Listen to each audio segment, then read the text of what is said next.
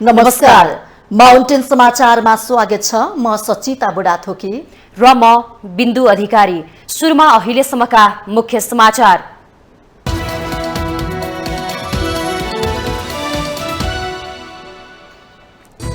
आज वैशाख शुक्ल पूर्णिमा अर्थात् बुद्ध जयन्ती। भगवान बुद्ध प्रति आस्था प्रकट गरी मनाइँदै बुद्ध जयन्तीका अवसरमा सार्वजनिक विदा। गरिबीमा पिल्चिएर बसेका नागरिकहरूलाई बेचेर करोडौं असुले दलका नेता तथा कर्मचारीहरूमाथि कारबाहीको माग। आवश्यक परे मृत्युदण्डसम्मको कानून ल्याउनु पर्ने भनाई।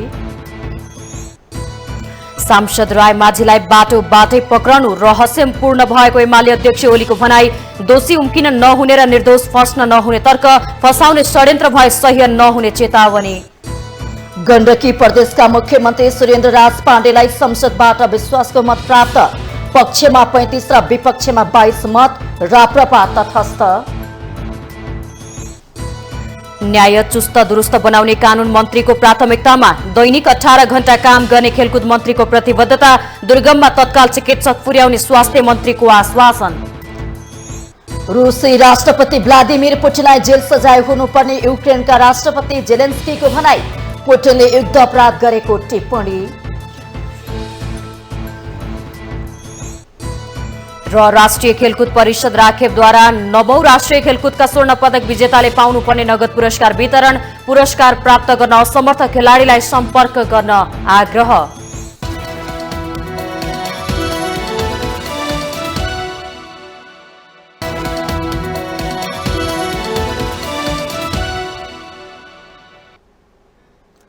अब समाचार विस्तारमा। आज वैशाख शुक्ल पूर्णिमा अर्थात् बुद्ध जयन्ती। भगवान बुद्ध प्रति आस्था प्रकट गरी मनाइँदैछ। बुद्ध जयन्तीको अवसरमा राष्ट्रपति रामचन्द्र पौडेल, उपराष्ट्रपति रामसाय प्रसाद यादव, प्रधानमन्त्री पुष्पकमल दाहाल प्रचण्ड, सभामुख देवराज घिमिरे, नेकपा एमाले अध्यक्ष केपी शर्मा ओली, कांग्रेस सभापति शेरबहादुर देउवा लगायतले शुभकामना दिनुभएको छ। नेपालको लुम्बिनीमा 2567 वर्ष अघि सिद्धार्थ गौतमको जन्म वैशाख शुक्ल पूर्णिमाकै दिनमा भएको थियो। राजा शुद्धोधन र रानी माया देवीको सुपुत्रको रूपमा जन्मिनुभएका सिद्धार्थ गौतम 29 वर्षको उमेरमा घरबार र दरबार त्यागी ज्ञानको खोजीमा लाग्नु भएको थियो। 6 वर्षको तपस्यापछि 35 वर्षको उमेरमा ईसापूर्व 528 मा भारतको बौद्ध गयामा वैशाख शुक्ल पूर्णिमाकै दिन सिद्धार्थ गौतमलाई बुद्धत्व प्राप्ति भएपछि भगवान बुद्धको रूपमा उहाँले विश्व प्रसिद्धि पाउनु भएको हो। भव तृष्णा, विभव तृष्णा र काम तृष्णाको कारणले दुःखको उत्पत्ति हुन्छ। त्यसको निरोधका लागि निर्वाण प्राप्त गर्नुपर्छ। दुःखलाई नाश गर्न तृणाक्षय गर्ने 8वटा मार्ग छन् भनी बुद्धले ज्ञान दिनुभएको छ। यसलाई बुद्धले दिनुभएका आर्य अष्टाङ्गिक मार्ग र पञ्चशीलको उपदेश पनि भनिन्छ। आर्य अष्टाङ्गिक मार्गमा सम्यक दृष्टि, सम्यक संकल्प, सम्यक वचन, सम्यक कर्म, सम्यक जीविका, सम्यक व्यायाम, सम्यक स्मृति, सम्यक समाधि पर्दछन्। यसैगरी पञ्चशीलमा चोरी नगर्नु, झुटो नबोल्नु, यौन व्यभिचार नगर्नु, मद्यपान नगर्नु र हिंसा नगर्नु रहेका छन्। बुद्ध जयन्तीका अवसरमा बुद्ध जन्मस्थल लुम्बिनी, काठमाडौँ स्थित बौद्धनाथ र शम्भुनाथ लगायतका स्थानमा श्रद्धालुको घुइँचो लागेको छ। बुद्ध जयन्तीका अवसरमा सरकारले आज सार्वजनिक बिदा समेत दिएको छ।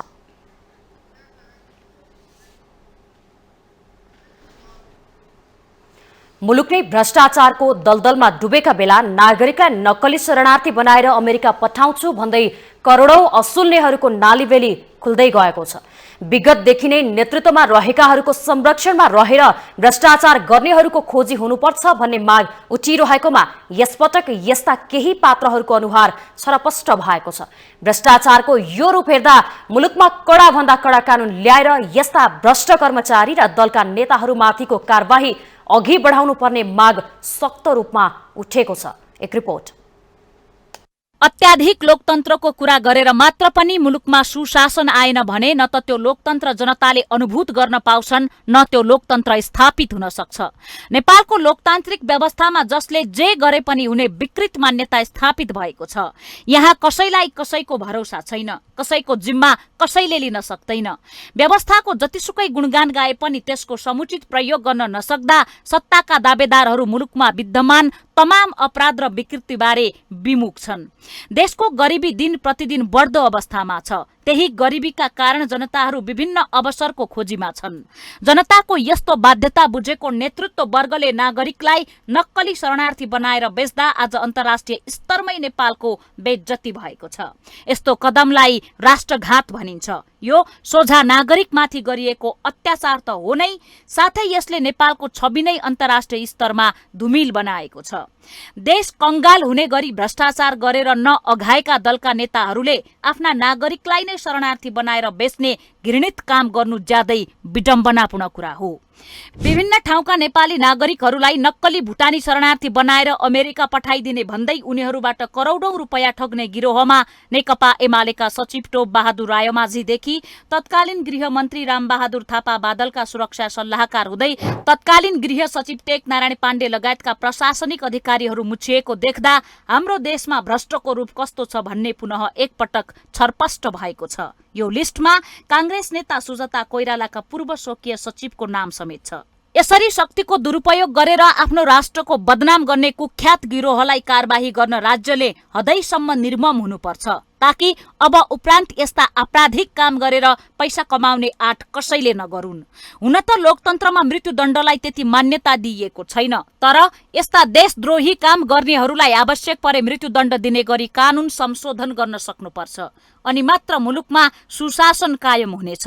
विश्वका अरू लोकतान्त्रिक व्यवस्था भएका मुलुकहरूमा नाबालिकाहरूमाथि बलात्कार गरेको सजाय मृत्युदण्ड दिने गरेको पाइन्छ। चीनमा पनि केही वर्ष अघि भ्रष्टाचार मौलाएको थियो। त्यसबेला चीनले भ्रष्टहरूलाई खोजी खोजी मृत्युदण्ड दियो। भारतले नाबालिकामाथि बलात्कारका घटनाका दोषी ठहरिएकालाई मृत्युदण्ड दियो। भारत विश्वका ठूला प्रजातान्त्रिक मुलुक मध्येको एक हो। त्यहाँ पनि आवश्यकता अनुसार मृत्युदण्डको सजाय दिने गरेको देखिन्छ। तर नेपालमा भने यस्ता जघन्य अपराध गर्ने अपराधीहरू खुलेआम अरू अपराध गर्न हौसिएका छन्। त्यसैले हाम्रो देशमा न त भ्रष्टाचार कम हुन सकिरहेको छ, न त सुशासन कायम हुन सकेको छ। यति बेला जघन्य अपराध गर्नेका लागि सजाय स्वरूप मृत्युदण्ड नै अपरिहार्य बनेको त होइन, अब मनन गर्ने बेला भयो। अर्कोतर्फ यस्ता अपराध विरुद्ध पालिकाबाट जनदबाव सृजना हुनुपर्छ, अनि मात्र मुलुकमा सुशासन कायम गर्न सकिन्छ। अन्यथा शक्तिमा हुनेहरूले यसरी नै सत्ताको आडमा नागरिकलाई समेत बेचेर पैसा कमाइरहनेछन्। आफ्ना नागरिक बेच्नेहरू जो कोही भए पनि सामान्य ढंगले अदालतसम्म उपस्थित गराएर छोड्ने छुट कुनै निकायलाई छैन। यस्ता पात्रहरूलाई निर्मूल पार्ने गरी कठोर कदम चाल्नुपर्छ। गरिबीले विवश बनेका नागरिकहरूलाई बेचेर पैसा कमाउने धन्दामा लागेका दलका नेता र तिनका आसेपासे तथा कर्मचारीहरूलाई छुट दिने हो भने भोलि यसैको नजिरमा अरू अपराधीहरूको जन्म हुनेछ र नागरिकहरूले सधैँ बेचिन पनि पैसा तिर्नु पर्ने अवस्था रहिरहनेछ।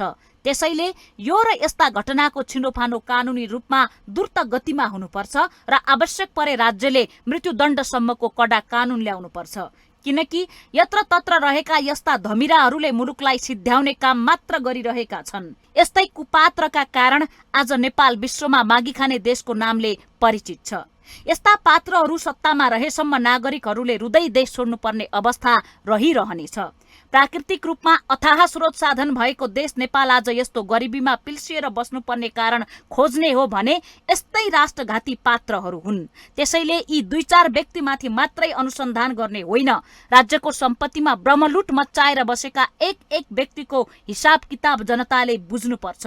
जनता जागरुक भइदिने हो भने भ्रष्ट नेता र कर्मचारीहरू जेल जाने क्रम तीव्र हुनेछ, अनि मात्र मुलुकमा असल शासन सुरु हुनेछ।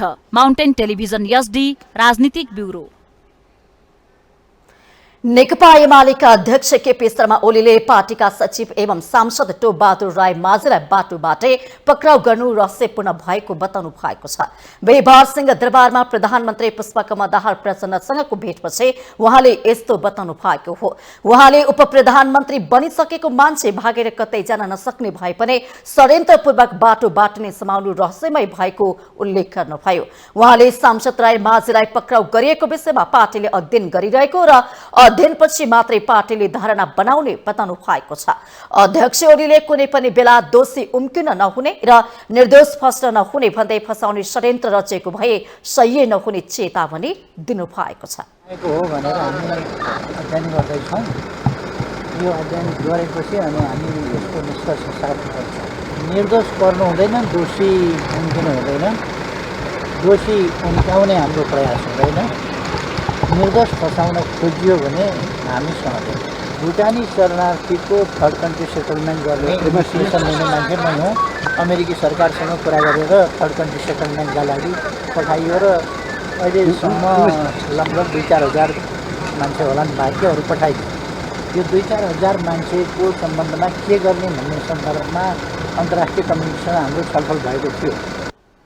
अध्यक्ष ओलीले प्रधानमन्त्री दाहालसँग आफूले समसामयिक राजनैतिक विषयमा छलफल गरेको र सांसद राई माझीलाई पक्राउ गरेको कुरामा पनि ध्यानकर्षण गराएको उल्लेख गर्नु भएको छ। नक्कली भुटानी शरणार्थी बनाएर ठगी गर्ने प्रकरणमा एमाले सचिव टोप बहादुर राई माझी विरुद्ध पक्राउ पूर्जी जारी भएको थियो।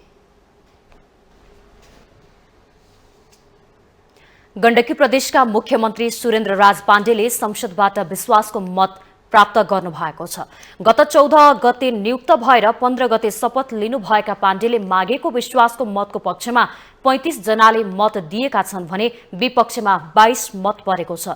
राप्रपा तटस्थ बसेको छ। उहाँलाई आफ्नै दल कांग्रेसका 27, माओवादीका 7 र मनाङबाट स्वतन्त्र सर्वसम्मत चुनाव जितेर एकीकृत समाजवादी प्रवेश गरेका राजीव गुरुङ सहित 35 सदस्यले विश्वासको मत दिएका थिए। नेकपा एमालेका 22 सांसदले विपक्षमा मत हालेका छन्। राप्रपाका 2 सांसद भने तटस्थ बसेका हुन्। गत पुस 25 गते माओवादी राप्रपा सहितको समर्थनमा मुख्यमन्त्री नियुक्त हुनुभएका एमालेका खगराज अधिकारीको सरकार वैशाख 9 गते ढलेपछि गण्डकीमा कांग्रेस माओवादीको बहुमतमा सुरेन्द्र राज मुख्यमन्त्री बन्नु भएको हो। केन्द्रमा प्रधानमन्त्री पुष्पकमल दाहालले राष्ट्रपति निर्वाचनमा सत्ता समीकरण बदलेपछि गण्डकीमा एमाले सरकारबाट माओवादी मन्त्रीले राजीनामा दिँदै चैत 10 गते समर्थन फिर्ता लिएका थिए।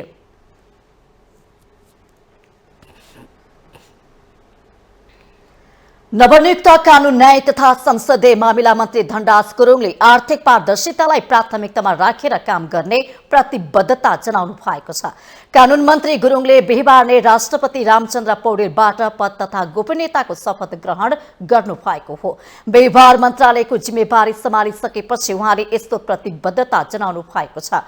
उहाँले न्याय चुस्त र दुरुस्त बनाएर अघि बढ्ने कुरा पहिलो प्राथमिकतामा रहेको उल्लेख गर्नु भएको छ। उहाँले कुनै पनि क्षेत्रमा भएको भ्रष्टाचारमा कसैलाई पनि छुट नहुने स्पष्ट पार्नुभयो।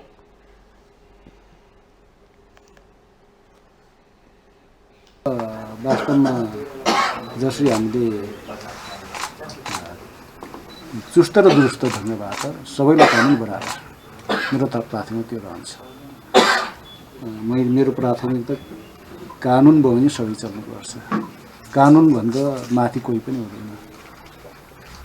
त्यस कारणले गर्दाखेरि त्यही ढङ्गबाट यसलाई अगाडि बढाउन लागि सबैको सहयोग रहन्छ भन्ने मलाई विश्वास छ।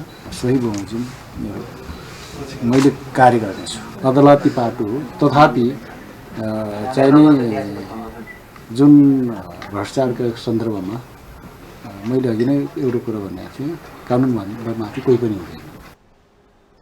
दैनिक 18 घण्टा मन्त्रालयमा बसेर काम गर्छु खेलकुद मन्त्री लिम्बू। यस्तै नवनियुक्त युवा तथा खेलकुद मन्त्री डिकबहादुर लिम्बूले खेलाडी र पदाधिकारीहरूले खेल क्षेत्रमा महसुस गरेको अभावलाई समाधान गर्ने गरी काम गर्ने बताउनु भएको छ। मन्त्रालयको जिम्मेवारी सम्हालिसकेपछि उहाँले यस्तो प्रतिबद्धता जनाउनु भएको हो। उहाँले खेल र खेल क्षेत्रको भौतिक तथा पूर्वाधार विकास गर्ने कुरामा आफ्नो प्राथमिकता रहने बताउनु भएको छ। भौतिक विकासदेखि लिएर समग्र खेल जीवनलाई व्यवस्थित गर्ने कुरामा चाहिँ जे कुराहरू अहिलेसम्म चाहिँ अभाव छ, जुन खेलाडी साथीहरूले अब यो चाहिँ मन्त्रालयभित्रका सबै पदाधिकारीहरूले जे कुरा अभाव महसुस गर्नुभएको छ त्यसलाई अध्ययन गरेर सकेसम्म चाहिँ सबैको चाहिँ के अरे भलो हुने गरी र देशले चाहिँ प्रतिनिधित्व गर्न सक्ने गरी देशको नाम आउने गरी चाहिँ काम गर्ने गरी चाहिँ मैले प्रयास गर्छु म। यस्तै नवनियुक्त स्वास्थ्य तथा जनसङ्ख्या मन्त्री मोहन बहादुर बस्नेतले दुर्गम ठाउँमा पनि तत्काल चिकित्सकहरू पुर्याउने प्रतिबद्धता व्यक्त गर्नुभयो। उहाँले आफू कम सुतेर भए पनि मन्त्रालयको काममा खट्ने बताउनु भएको छ। उहाँले स्वास्थ्य सेवाको प्रक्रियालाई सरलीकृत गर्दै लैजाने बताउनु भएको छ। यसलाई पनि सरलीकृत गर्दै अब चाहिँ यसलाई चाहिँ हामीले दुर्गम भन्दा दुर्गम ठाउँहरूमा पनि अहिले हामीले चाहिँ चिकित्सकहरूलाई पनि प्रदेश स्थानीय सरकार प्रदेश र सङ्घको समन्वयकारी भूमिकामा प्रत्येक ठाउँमा प्रभावकारी ढङ्गले पुर्याउने भनेको कुरा पनि तपाईँहरूकै भनाइलाई हामीले सम्बोधन गर्न खोजेका हौँ।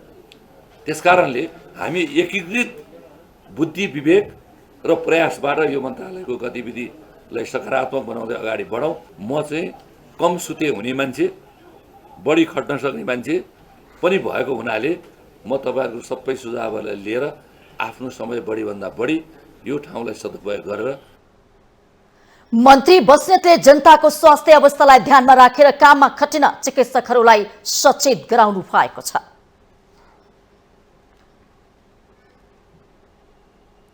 माउन्टेन समाचारमा पालो भएको छ ब्रेक।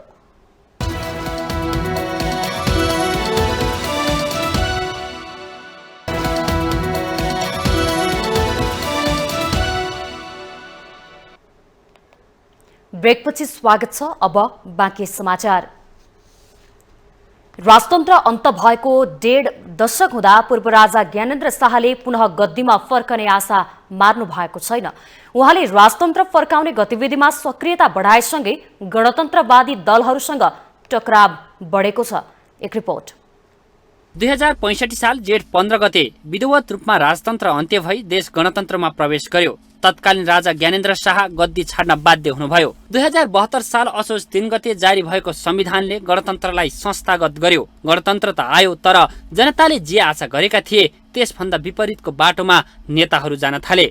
जनतामा असन्तुष्टि व्याप्त हुँदै गएको छ। अहिले यही मौकामा पूर्व राजा शाहको सक्रियता हत्तै बढेको छ। उहाँ नागरिक अभिनन्दनमा निरन्तर सरिक हुन थाल्नु भएको छ। नेताहरू पनि कहिले नेपालमा विदेशी हस्तक्षेप बढेको त कहिले पूर्व राजाले चलखेल गरेको आरोप लगाएर जनताप्रतिको जिम्मेवारीबाट पन्छन खोजिरहेका छन्। पटक पटक सरकारमा जाँदा जनमुखी काम नगर्ने नेताहरू पूर्व राजा विरुद्ध आक्रोश पोख्न थालेका छन्। पछिल्लो पटक जिल्लाहरूको भ्रमण गर्दै भेटघाट तीव्र पारेका छन्। पूर्व राजाको यो सक्रियतालाई मुख्य दलका अधिकांश नेताहरूले भने गम्भीरतापूर्वक लिएका छन्।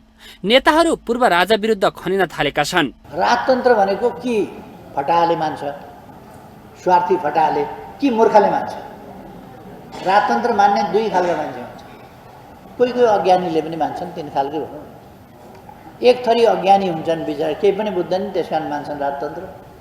अर्को थरी स्वार्थ साधना गर्नका लागि अब स्वार्थी तत्त्वहरू त बिकाउ मालहरूले मान्छन्। पूर्वको मेचीनगर पुगेर झापाका मेडिकल व्यवसायी दुर्गा प्रसाईको नागरिक बचाउ अभियानमा जोडिएर सार्वजनिक हुनुभएका शाह त्यसयता विभिन्न धार्मिक स्थलको भ्रमण, नागरिक अभिनन्दन कार्यक्रम तथा जनताको बीचमा पुग्दै 2064 सालको विचारमा दलहरू फर्किनुपर्ने सार्वजनिक रूपमै बताउँदै आइरहनु भएको छ। यो लामो अवधिसम्म पनि हाम्रो अवस्था त्यही र त्यस्तै परिस्थितिमा छ। देश बनाऊ, देशवासीको अवस्था सुधारौँ, व्यवस्था र पद्धति बसालौँ, जनतालाई शान्ति, सुख, समृद्धि देऊ। हाम्रो भावना, धारणा र नारा आज पनि यही। व्यवस्था परिवर्तन भए पनि नागरिकको अवस्था झन्झन खस्किँदै गएपछि जनतामा निराशा छाउन थालेको यथार्थ हो। असन्तुष्टिका बीच नयाँ दलहरू उदाइरहेका छन्। यही बेलामा पूर्व राजाप्रतिको क्रेज पनि बढिरहेको छ। दलहरूको विलासी जीवनशैली, भ्रष्टाचारका कारण कतिपय नागरिकहरूले राजाप्रति थप मोह देखाएपछि राजनीतिक दलहरूकै कारण राजसंस्था सक्रिय भएको विश्लेषकहरूको बुझाइ छ। कयौं राजनैतिक दलहरूलाई चाहिँ असन्तुष्टि छ, व्यक्त गरिरहेका छन् र अहिले संघीयताका कुराहरूमाथि प्रष्ट चाहिँ विवाद उत्पन्न भइरहेको छ। यी सबै कुराहरूलाई आधार मान्दाखेरि जनता चाहिँ अहिलेको राजनैतिक स्थितिबाट सन्तुष्ट हुन नसकेको र यही नसक्नुकै पृष्ठभूमिमा चाहिँ राजावादीहरू र राजा पनि अगाडि बढेका हुन् भन्ने मलाई लाग्छ। राजनीतिक व्यवस्था बदल्दा जुन सपना जनतालाई देखाइएको थियो त्यो पूरा गर्न नसक्दा दल र तिनका नेताहरू आलोचित हुन पुगेका छन्। नागरिकहरूको अधिकारका लागि सत्तामा रहनेहरू जिम्मेवार रूपमा प्रस्तुत भइरहेका छैनन्। यही असन्तुष्टिका बीच पूर्व राजाको सक्रियतालाई हल्का रूपमा व्याख्या गर्नु गम्भीर भूल हुन सक्छ। नेताहरूसँग अझै मौका छ जनताको हितमा काम गर्ने। यदि गर्दैनन् भने जनताले आफ्नो लागि उपयुक्त विकल्प रोज्छन् नै। माउन्टेन टेलिभिजन एचडीका लागि बटुकराज गिरीको रिपोर्ट। बुद्ध जयन्ती पारेर लुम्बिनीमा विश्वभरका बुद्ध मार्गीहरू पुग्दा चीनबाट पनि एउटा टोली गएको छ। चिनिया धार्मिक तथा सांस्कृतिक संस्थाका महासचिव हान सुङ नेतृत्वको 11 सदस्यीय टोली नेपाल गएर माया देवी मन्दिर नजिकै तामझामको कार्यक्रम गर्न खोज्दा विवादमा परेको छ। विश्व सम्पदा क्षेत्रमा तामझाम सहितको राजनैतिक व्यक्तिहरूलाई संलग्न गराई कार्यक्रम गर्न लागेपछि प्रश्न उठेको हो। लुम्बिनीलाई सम्पदा मात्र नभई शान्ति क्षेत्र मानेकोमा ठूलो आवाज सहितको कार्यक्रम चिनिया टोलीले गर्न लागेपछि व्यक्तिहरूबाट समेत विरोध आएको छ। लुम्बिनी विकास कोषमा यसबारे गुनासाहरू पुगिसकेको बुझिएको छ। युनेस्कोले संरक्षित क्षेत्र घोषणा गरेको क्षेत्रमा विभिन्न देशहरूका संस्थाहरूले गर्ने गतिविधिबारे यसै पनि प्रश्न उठ्ने गरेको छ। लुम्बिनीको गरिमाको बेवास्ता गर्दै माया देवी मन्दिर नजिकै स्टेजले लगाएर कार्यक्रम गर्दा बुद्ध जयन्तीमा विभिन्न शान्तिपूर्ण कार्यक्रमहरूमा असर पर्ने भन्दै चिनिया टोली लुम्बियामा पुग्दा विवादमा परेको हो। लुम्बिनी विकास कोषका सचिव सानु राजा साकेसँग सम्पर्क गर्न खोज्दा सम्पर्कमा आउन भने उहाँ चाहनु भएन।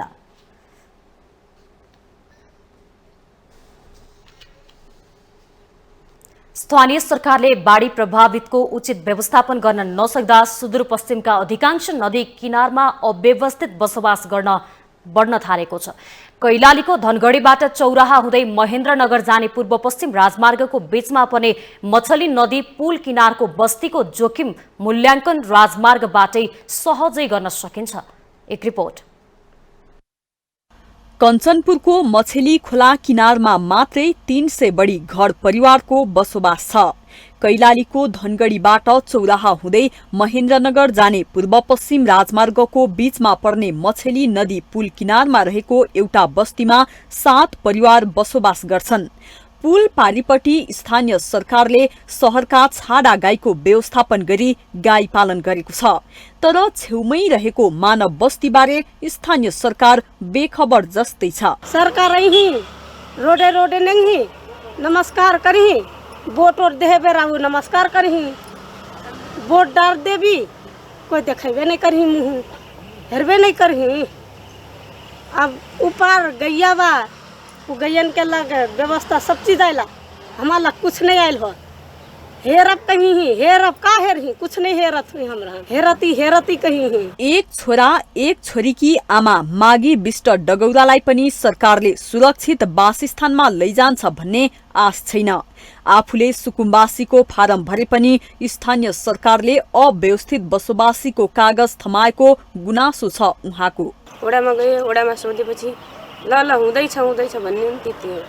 कचुटी फारम भरिसक्यो मैननगर यहाँ गाविसमा अनि हामीलाई सेतो चिट दिएको छ फारम भरेको रातोमा भरे सेतो दिएको छ। अहिले भन्छ कि नगरपालिका जाऊ नगरपालिकाबाट फेरि वडा कार्यालय जाऊ भन्छन् फेरि भन्छन् हुँदैछ चिन्ता नगर्नुहोस् ढुक्क बस्नुहोस् भन्छन्। बच्चा लिएर राति एक्लै सुत्ने हो फेरि राति डर लाग्छ धेरै। घर पनि यस्तो छ ढोका पनि यस्तो छ बाघ आएर त भइहाल्छ बाघ त आइन सिधा छिर्ने हो त्यसको के छ यस्तो घरमा। मछली नदीले बगाएर ल्याएको गेग्रान थुप्रिएर नदीको उत्तरपट्टि अग्लो टापु बनेको छ।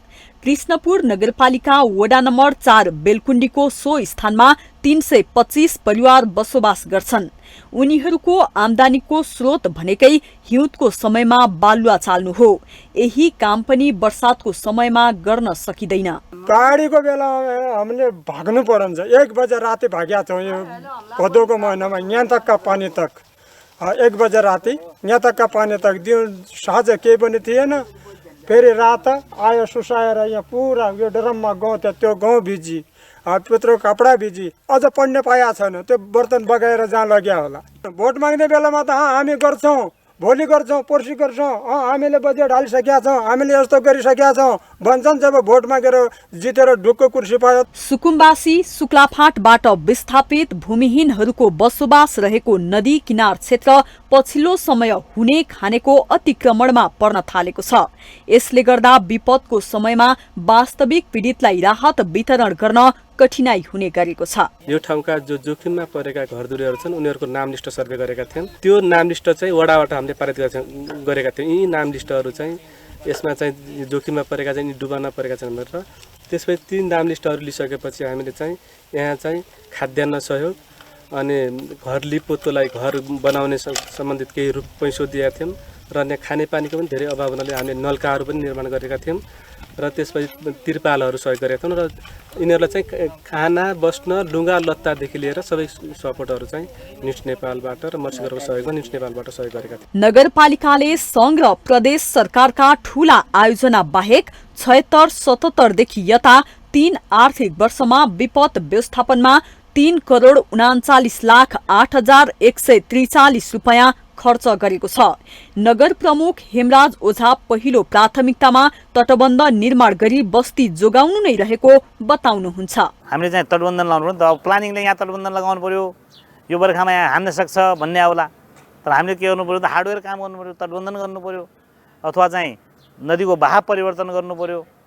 यी सब कुराहरूलाई चाहिँ के हुन्छ भन्दाखेरि इकोनोमिक कुराहरू पनि हुने हुनाले अलि ठुलो ओभर गर्नु पर्ला। टेम्पोररी सोलुसन भनेको यसको तटबन्धन नै हो। तटबन्धनको नेचर फरक फरक हुन सक्छन्। तटबन्धन गरेर बस्तीलाई जोगाउने। यदि बर्खा महिना भए भए आज तपाईँ र मेरो बिचमा चाहिँ असारको महिना भए भए म तपाईँसँग कुरा गरेर हुन्थ्यो, नदीले 100 मिटर हानिसकेका हुन्थ्यो त्यहाँ। स्थानीय सरकारले वास्तविक बाढी प्रभावितको यकिन गरी समयमै उचित सम्बोधन नगर्ने हो भने कञ्चनपुरमा मात्र होइन मुलुकका अन्य स्थानमा पनि अव्यवस्थित बसोबासी बढ्दै जाने देखिन्छ। माउन्टेन टेलिभिजन एचडीका लागि जिल्ला ब्युरोको रिपोर्ट। ऊर्जा जलस्रोत तथा सिंचाई मन्त्री शक्तिबहादुर बस्नेतले सरकारले आफ्नो औचित्य पुष्टि हुने गरी आगामी आर्थिक वर्षको नीति तथा कार्यक्रम र बजेट ल्याउने बताउनु भएको छ। मन्त्री बस्नेतले सरकारको ध्यान आगामी आर्थिक वर्षको नीति तथा कार्यक्रम र बजेट निर्माणमा केन्द्रित भएको बताउनु भएको हो। काठमाडौँमा आयोजित एक कार्यक्रममा उहाँले जनताको अपेक्षाहरू पूरा गर्नको लागि सरकारको हालसम्मको अवधिलाई तयारीको अवधिको रूपमा लिनुपर्ने पनि पटक पटक दोहोर्याउनु भएको छ। मन्त्री बस्नेतले सरकारले डेलिभरीको कामलाई थप प्रभावकारी बनाउने प्रयास गरिरहेको उल्लेख गर्दै त्यसलाई छिट्टै अनुभूति गर्न सकिने दावी गर्नु भएको छ। आगामी आर्थिक वर्षको नीति तथा कार्यक्रम र बजेटपछि जनताको अपेक्षा अनुसार सरकारले काम सुचारू गर्ने उहाँको भनाइ थियो। का बारेमा जनताका अपेक्षाहरू पनि धेरै छन्, हामीले यो कुरा पनि बुझ्दछौँ। देशको परिस्थिति समग्र अवस्थाका के अप्ठ्याराहरू छन् भन्ने कुरा पनि हामी सबैले बुझेकै, यहाँहरूले अझ राम्रोसँग बुझेकै विषयहरू छन्। यी सबै परिस्थितिको पृष्ठभूमिमा फेरि पनि सरकारको समग्र कार्यकालको निम्ति यो अवधि एउटा तयारीकै अवधि हो, प्रिपेयर्डनेसकै अवधि हो र त्यसको कल्मिनेसन अथवा त्यसको उत्कर्ष मलाई लाग्छ सरकारले संसदमा प्रस्तुत गर्ने वार्षिक नीति कार्यक्रम, वार्षिक बजेट कार्यक्रम त्यो तयारीको उत्कर्ष हो। फरक प्रसङ्गमा मन्त्री बस्नेतले मौसम पूर्वानुमानलाई भरपर्दो बनाउनको लागि सरकारले उचित ध्यान दिने पनि बताउनु भएको छ।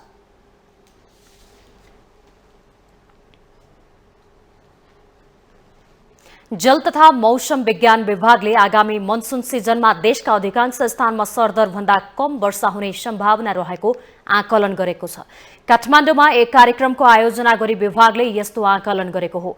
आगामी मनसुन सिजनमा देशका अधिकांश स्थानमा सरदरभन्दा कम वर्षा हुने सम्भावना 35% देखि 55% सम्म रहेको विभागले जनाएको छ। कोशी प्रदेशको मध्य र उत्तर पूर्वी भूभाग, बागमती प्रदेशको दक्षिण पूर्वी भूभाग र मध्य प्रदेशको अधिकांश भूभागमा सरदर वर्षा हुने सम्भावना 35% देखि 45% सम्म रहेको विभागले जनाएको हो। विभागका अनुसार अधिकतम तापक्रम देशभर सरदर भन्दा बढी हुने सम्भावना 35% देखि 55% सम्म रहेको छ। न्यूनतम तापक्रम केही स्थानमा सरदर र केही स्थानमा सरदर भन्दा बढी हुने सम्भावना 35% देखि 45% सम्म रहेको छ। सुदूरपश्चिम प्रदेशको मध्य भूभाग, कर्णाली प्रदेशको मध्यपश्चिमी भूभाग, गण्डकी र बागमती प्रदेशको उत्तरी भूभाग, लुम्बिनी प्रदेशको पूर्वी तथा पश्चिमी भूभाग र मध्य प्रदेशको पूर्वी भूभागमा तापक्रम सरदर हुने सम्भावना 35% देखि 45% रहेको विभागको अनुमान छ।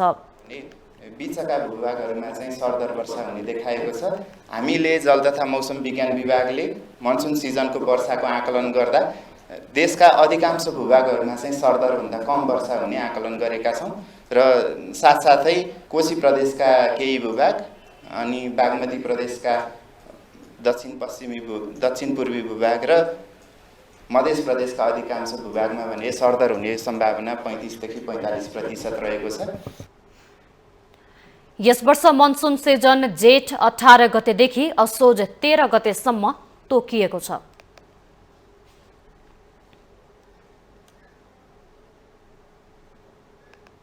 माउन्टेन समाचारमा फेरि पालो भएको छ ब्रेकको।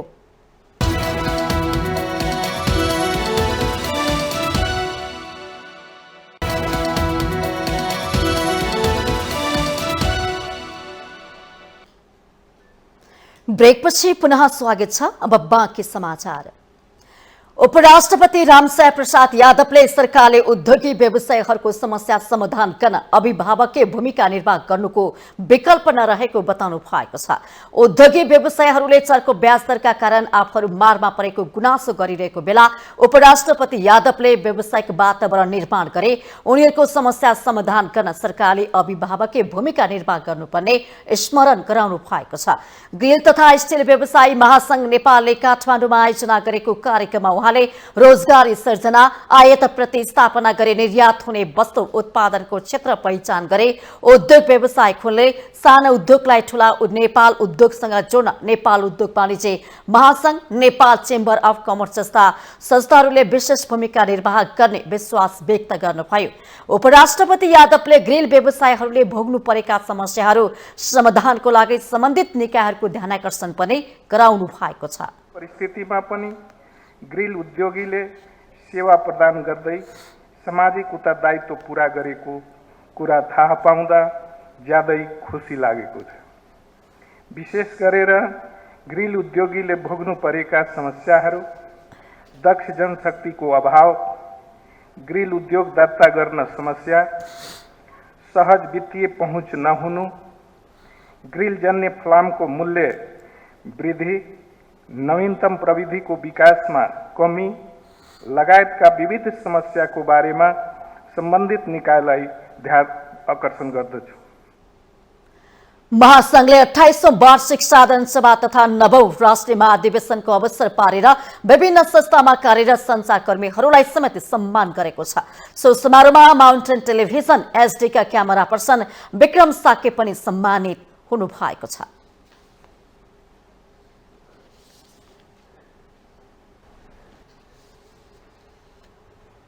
नेपाल उद्योग वाणिज्य महासंघका अध्यक्ष चन्द्रप्रसाद ढकालले मुलुकको आर्थिक अवस्था उद्योगी व्यवसायीहरूको लागि चुनौतीपूर्ण रहेको बताउनु भएको छ। ग्रिल तथा स्टिल व्यवसाय महासंघको 9औं राष्ट्रिय महाधिवेशनमा अध्यक्ष ढकालले यस्तो बताउनु भएको हो। उहाँले तथ्याङ्क विभागले सार्वजनिक गरेको चालु आर्थिक वर्षको 2.16% मात्रै आर्थिक वृद्धि दर हुने प्रक्षेपणले अर्थतन्त्र संकुचन देखिएको बताउनुभयो।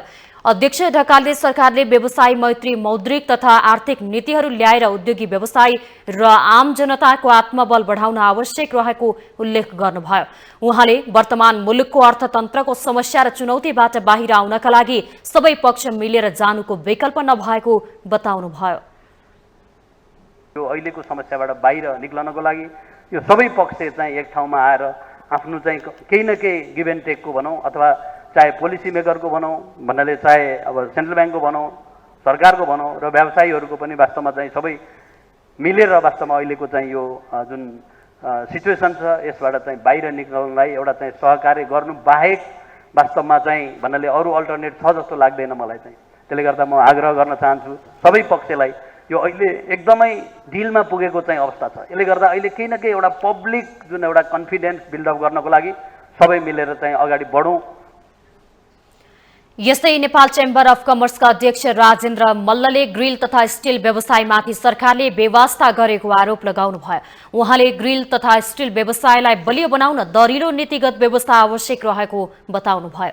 अध्यक्ष मल्लले सरकारले उत्पादन देशको पूर्वाधार विकास, जलविद्युत लगायतका क्षेत्रमा पब्लिक प्राइभेट पार्टनरशिपमा लगानी गर्ने वातावरण सरकारले बनाउनु पर्नेमा जोड दिनुभयो।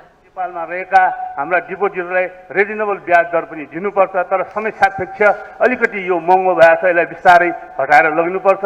उहाँहरूलाई ब्याङ्कमा डिपोजिट राखेर रमाउने भन्दा पनि उत्पादन क्षेत्रमा, देशको पूर्वाधार विकासमा, जलविद्युत क्षेत्रमा जुन किसिमको पब्लिक प्राइभेट पार्टनरसिपमा चाहिँ लगानी हुन्छ त्यस्तोतिर चाहिँ सरकारले लगानी गर्ने वातावरण बनाउनुपर्छ भन्ने कुरा राख्न चाहन्छु। र यो क्षेत्रमा अहिले भइरहेको सङ्कटको लागि छिटोभन्दा छिटो एउटा कुनै किसिमको एउटा स्टिमुलस प्याकेज एटलिस्ट राष्ट्र ब्याङ्कले ढिलाइ गरे पनि यो तत्कालै राष्ट्र ब्याङ्कको 3-3 महिनामा मौद्रिक नीति आउँछ, तर यो तत्कालै नै सम्बोधन गर्ने अवस्थामा चाहिँ सरकारले पनि। कार्यक्रममा घरेलु तथा साना उद्योग महासंघका अध्यक्ष उमेश प्रसाद सिंहले घरेलु तथा साना उद्योगीहरूलाई संरक्षण आवश्यक रहेको बताउनुभयो।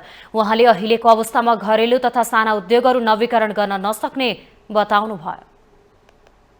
साना उद्योगीहरूलाई संरक्षण गर्नुपर्छ भन्ने कुरा यहाँ मार्फत नेपाल सरकारमा जाओस् भन्ने अनुरोध गर्न चाहन्छु। अहिले हामी जुन अवस्थामा छौँ यही अवस्थामा हामीले धेरै उद्योगहरू नवीकरण गर्न सकेको छैनौँ।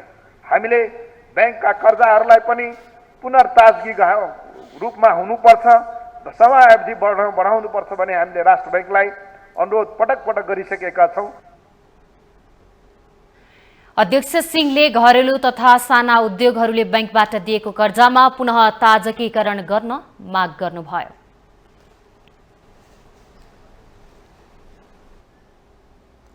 संचार तथा सूचना प्रविधि मन्त्री रेखा शर्माले महिलालाई विज्ञापनको साधन बनाइनु नहुने बताउनु भएको छ।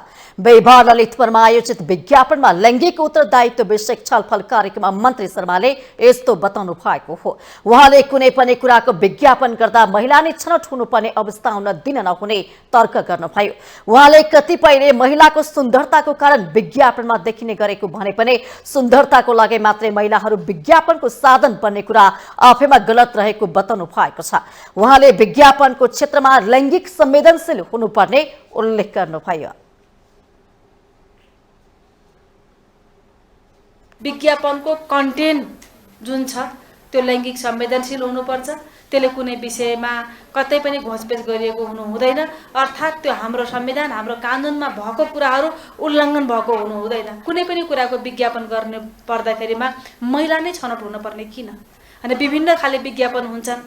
अब अघि यहाँ यसो महिलाहरूको सुन्दरताका कारणले पनि होला भन्ने पनि भन्नुभयो, तर त्यसो हो जस्तो मलाई लाग्दैन। के हो भन्नुहुन्छ भने सुन्दरता हरेक वस्तुमा, त्यो पुरुषमा हुन्छ, महिलामा हुन्छ, समाज आएका विभिन्न सबैमा हुन्छ। होइन, त्यो सुन्दरता भएको हुनाले विज्ञापनको साधन बन्नुपर्ने भन्ने कुरा चाहिँ आफैमा त्यो बेठिक छ भन्ने मलाई लाग्छ। मन्त्री शर्माले विज्ञापनलाई लैंगिक उत्तरदायी बनाएर लैजानुपर्नेमा जोड दिनुभयो।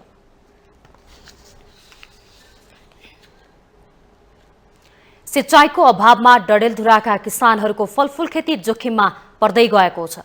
सुन्तला, मौसमी, कागती, किवी लगायतका अमिलो जातको फलफूलहरूका लागि डडेलधुरा परिचित छ। तर भागेश्वर गाउँपालिकामा सिंचाइ अभाव भएपछि नयाँ बागवानीतर्फ आकर्षित किसान निराश भएका छन्।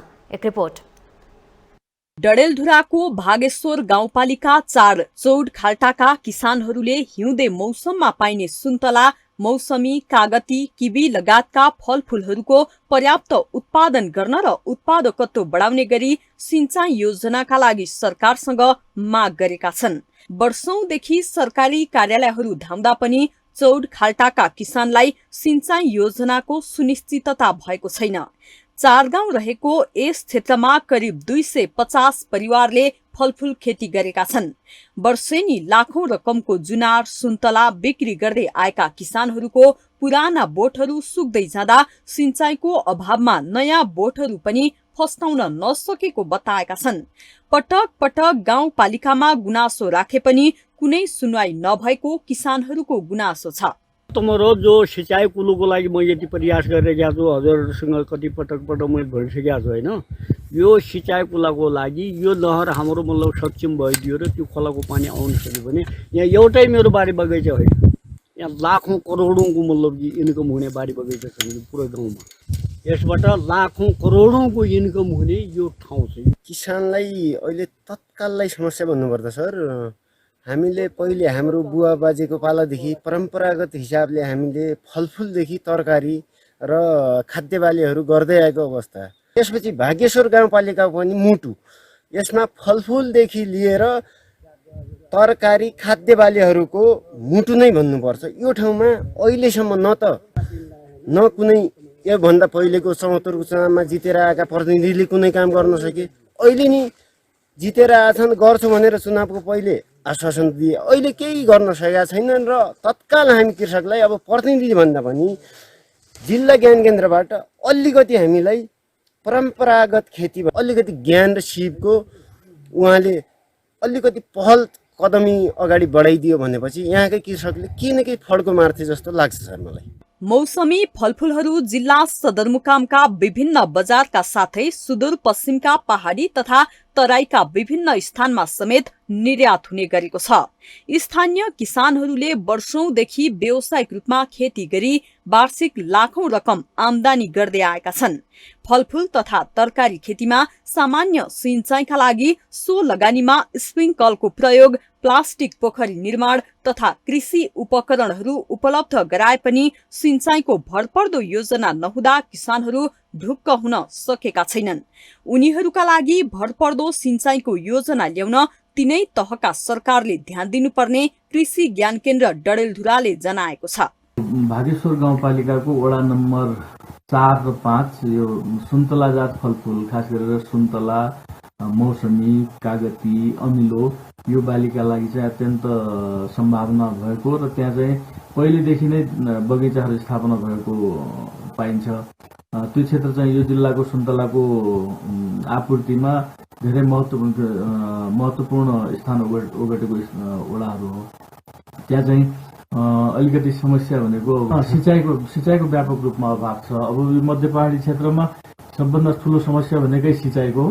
त्यसैले यो सिँचाइको समस्या समाधान गर्नका लागि हामीले बर्खाको पानी सङ्कलन गर्ने कुराहरूतिर पनि ध्यान दिनुपर्छ। पोखरीहरू निर्माण गरेर, त्यस्तै सोइल सिमेन्ट पोखरी, प्लास्टिक पोखरी र ससाना मूलहरूको चाहिँ स्रोतहरूको संरक्षण गरेर ती स्रोतहरूलाई चाहिँ पोखरीमा जम्मा गर्ने र आकस्मिक अवस्थामा चाहिँ त्यो पोखरीको पानीले सिँचाइ गर्ने व्यवस्थातिर चाहिँ किसानहरूलाई डोर्याउनका लागि हामी सबै पालिका स्तर, त्यस्तै प्रदेश स्तरले र केन्द्र स्तरले सहयोग गर्नुपर्छ जस्तो लाग्यो। हरेक पटकको निर्वाचनको समयमा कृषकको समस्या समाधान गर्छौं भन्ने राजनीतिक दलका नेता निर्वाचित भएपछि सिंचाइको योजनाका लागि पहल गर्ने प्रतिबद्धता पनि भाषणमा मात्र सीमित हुने गरेको छ।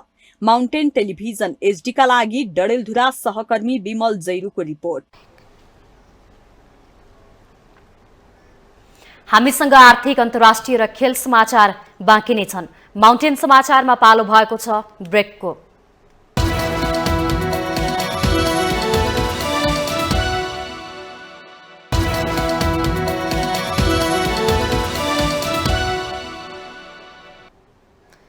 ब्रेकपछि पुनः स्वागत छ। अब पालो आर्थिक समाचारको। आर्थिक समाचारको साथमा जगदम्बा सुपर साइन तथा ग्याल्बा प्लस जीवनभरको भरोसा।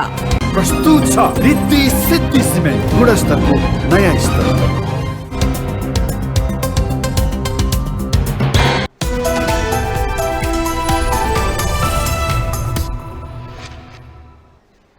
भौतिक पूर्वाधार तथा यातायात मन्त्री प्रकाश ज्वालाले वर्तमान सरकार बजेट बनाउने चपेटामा रहेको बताउनु भएको छ। काठमाडौँमा आर्थिक पत्रकार संघ नाफेजद्वारा आयोजित इलेक्ट्रिक मोबिलिटी सस्टेन्स फर पोलिसी एन्ड बजेट 2080-81 विषयको अन्तर्क्रिया कार्यक्रममा उहाँले यस्तो बताउनु भएको हो। उहाँले बजेट बनाउनलाई आर्थिक अवस्था राम्रो भए मात्रै बजेट राम्रो आउने बताउनु भएको छ। उहाँले मुलुकको वर्तमान आर्थिक अवस्था अत्यन्तै समस्याग्रस्त रहेको दावी गर्नुभयो। उहाँले भौतिक पूर्वाधार मन्त्रालयको चालू आर्थिक वर्षमा 167 अर्ब रहेको बजेटमा घटेर आगामी आर्थिक वर्षको लागि अर्थ मन्त्रालयले 113 अर्बको मात्रै सिलिङ दिएको गुनासो गर्नु भएको छ। उहाँले ठूला गौरवको आयोजनामा 50% बजेट घटाउनु पर्ने अवस्था आएको समेत उल्लेख गर्नुभयो। उहाँले सरकारको आगामी नीति कार्यक्रम र बजेट मार्फत सार्वजनिक सवारी साधनलाई विद्युतीयतर्फ लग्न प्राथमिकता दिने प्रतिबद्धता जनाउनु भएको छ। कार्यक्रममा आगामी आर्थिक वर्षको निम्ति हामीले अगाडि सार्ने नीति कार्यक्रम र बजेटमा चाहिँ यो विषयलाई प्राथमिकताका साथ राख्ने कुराको म यहाँहरूको बिचमा मेरो तर्फबाट प्रयत्न गर्छु। एकातिर बजेटको चपेटा, अर्कोतिर चाहिँ आर्थिक सङ्कटको चपेटा हैन। बजेट राम्रो बनाउनका निम्ति अब अर्थतन्त्र त राम्रो हुनु पर्यो। आर्थिक अवस्था अत्यन्त चाहिँ समस्याग्रस्त छ। हाम्रै मन्त्रालयको स्थिति हेऱ्यो भने यो रनिङ फिस्कल इयरमा चाहिँ 167 अर्ब छ हाम्रो बजेट। अहिले हामीलाई सिलिङ चाहिँ 113 अर्ब मात्रै दिएको छ भने अब कहाँ आकाश पाताल चाहिँ डिफ्रेन्ट भएको छ।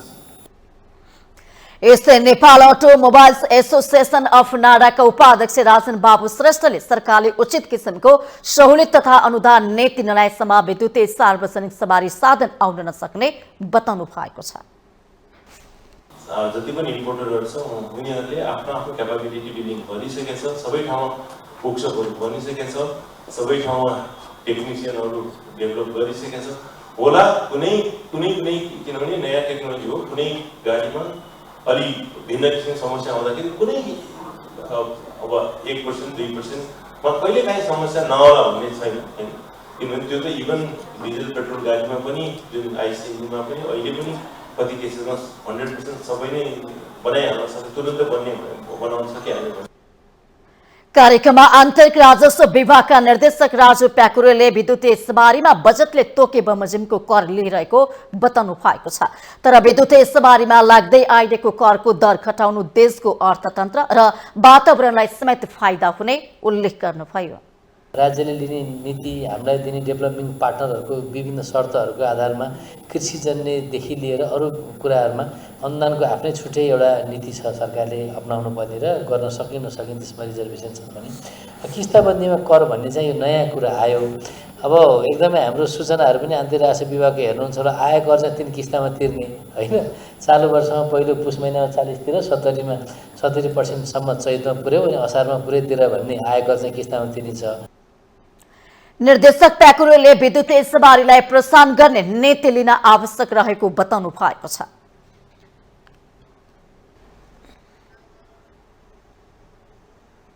अब अन्तर्राष्ट्रिय समाचार।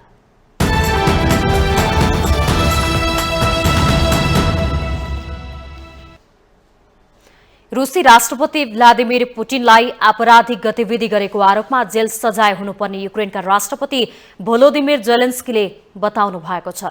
नेदरल्यान्डको साउथ हल्यान्ड राज्यमा रहेको हेग क्षेत्र स्थित अन्तर्राष्ट्रिय फौजदारी अदालत आइसिसीमा पुग्नुभएका राष्ट्रपति जेलेन्स्कीले रुसी राष्ट्रपति पुटिनले युद्ध अपराध गरेको टिप्पणी गर्नुभयो। उहाँले रुसी राष्ट्रपति पुटिनले क्रूर अपराध गरेको भन्दै आइसिसीलाई जेल सजाय तोक्न आग्रह गर्नुभयो। बुधबार फिनल्यान्डमा भएको नर्डिक शिखर सम्मेलनमा भाग लिँदै राष्ट्रपति जेलेन्स्की नेदरल्यान्ड भ्रमणमा पुग्नु भएको हो। भ्रमणका क्रममा युक्रेनका राष्ट्रपति जेलेन्स्कीले नेदरल्यान्डका प्रधानमन्त्री मार्क रुट्टेसँग पनि भेटवार्ता गर्नुभएको अन्तर्राष्ट्रिय सञ्चार माध्यमले जनाएका छन्।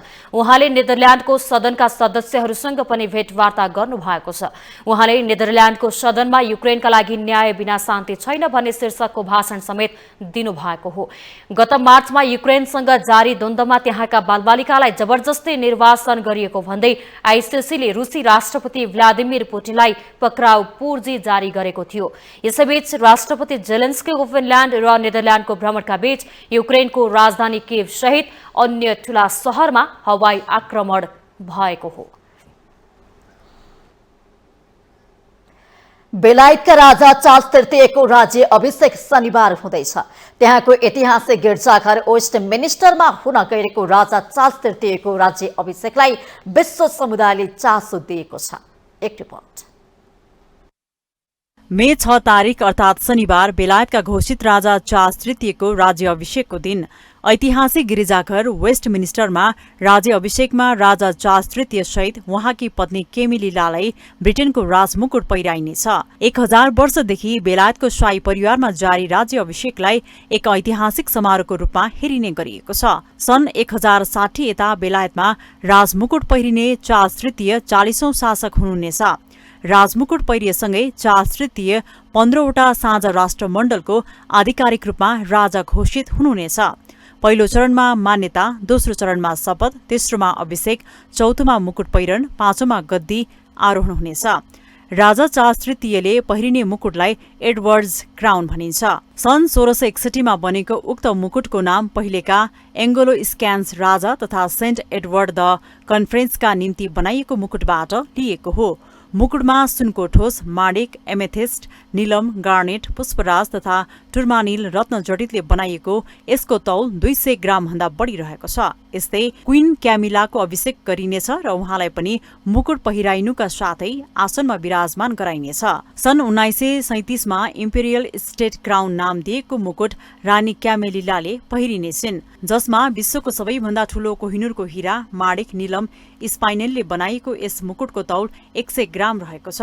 औपचारिक उत्सवको दिन बङ्गिघम दरबारदेखि वेस्ट मिनिस्टर एमपी सम्मका सवारी तथा राज्य अभिषेक यात्राका मार्गका साथै आमन्त्रित सर्वसाधारणले अवलोकन गर्ने क्षेत्रहरू स्थानीय समयअनुसार बिहान 6 बजे नै खुल्ला हुने अन्तर्राष्ट्रिय सञ्चार माध्यमहरूले जनाएका छन्। राजा चार्ल्स तृतीयको राज्य अभिषेक समारोहमा 70 वर्ष यताकै 6000 भन्दा बढी सैनिकले भाग लिने बताइएको छ। राज्य अभिषेक समारोहमा विभिन्न देशका प्रधानमन्त्री, राष्ट्र प्रमुख, उच्च पदस्थ व्यक्तित्व, पूर्व सैनिक अधिकारीहरूलाई आमन्त्रित गरिएको छ। गत वर्षको सेप्टेम्बरमा महारानी एलिजाबेथ द्वितीयको निधन भएपछि चार्ल्सलाई राजा घोषित गरिएको थियो। अब खेल समाचार।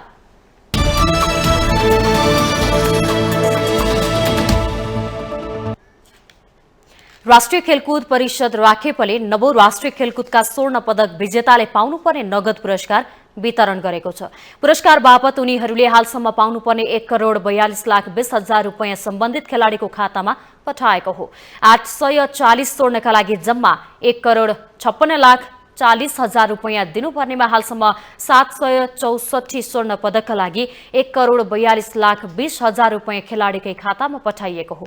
राखेप अन्तर्गत आर्थिक प्रशासन शाखाका अनुसार 76 स्वर्णका लागि 14,20,000 रुपैयाँ वितरण गर्न बाँकी रहेको छ। खेलाडीको खाता यकिन गर्न कठिनाई भएकाले पुरस्कार रकम निकासामा समस्या भएको राखेपले जनाएको छ। हालसम्म नगद पुरस्कार प्राप्त गर्न असमर्थ खेलाडीले आर्थिक प्रशासन शाखाको सम्पर्क नम्बर 0153508887 वा 9844396885 मा सम्पर्क गरी बुझ्न सकिने राखेपले जनाएको छ।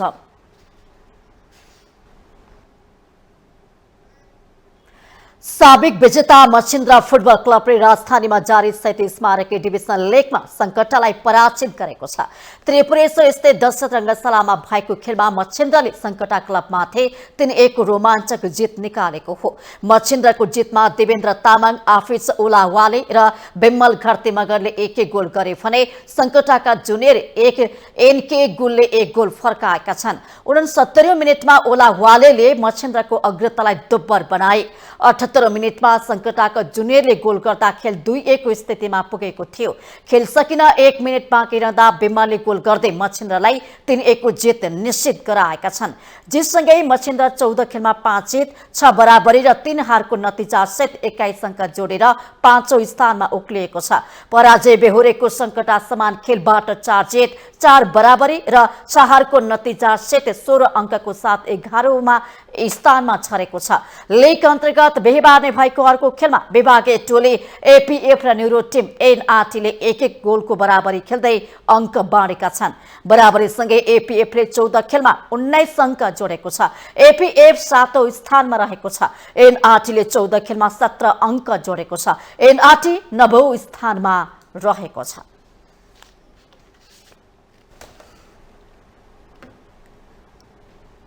माउन्टेन समाचारमा पालो भएको छ ब्रेकको।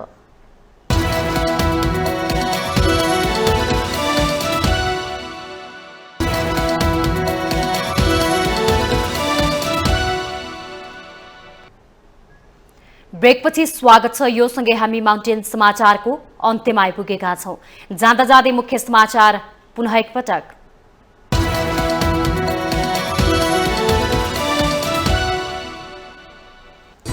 आज वैशाख शुक्ल पूर्णिमा अर्थात् बुद्ध जयन्ती। भगवान बुद्ध प्रति आस्था प्रकट गरी मनाइँदै बुद्ध जयन्तीका अवसरमा सार्वजनिक विदा।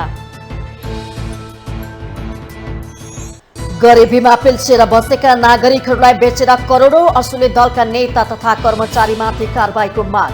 आवश्यक परे मृत्युदण्डसम्मको कानून ल्याउनु पर्ने भनाई। सांसद राय माझीलाई बाटोबाटै पक्रनु रहस्यपूर्ण भएको एमाले अध्यक्ष ओलीको भनाई। दोषी उम्किन नहुने र निर्दोष फस्न नहुने तर्क, फसाउने षड्यन्त्र भए सह्य नहुने चेतावनी। गण्डकी प्रदेशका मुख्यमन्त्री सुरेन्द्रराज पाण्डेलाई संसदबाट विश्वासको मत प्राप्त। पक्षमा 35 र विपक्षमा 22 मत। राप्रपा तटस्थ। न्याय चुस्त दुरुस्त बनाउने कानून मन्त्रीको प्राथमिकतामा। दैनिक 18 घण्टा काम गर्ने खेलकुद मन्त्रीको प्रतिबद्धता। दुर्गममा तत्काल चिकित्सक पुर्याउने स्वास्थ्य मन्त्रीको आश्वासन। रुसी राष्ट्रपति भ्लादिमिर पुटिनलाई जेल सजाय हुनुपर्ने युक्रेनका राष्ट्रपति जेलेन्स्कीको भनाई। पुटिनले युद्ध अपराध गरेको टिप्पणी। र राष्ट्रिय खेलकुद परिषद राखेपद्वारा 9औं राष्ट्रिय खेलकुदका स्वर्ण पदक विजेताले पाउनुपर्ने नगद पुरस्कार वितरण। पुरस्कार प्राप्त गर्न असमर्थ खेलाडीलाई सम्पर्क गर्न आग्रह।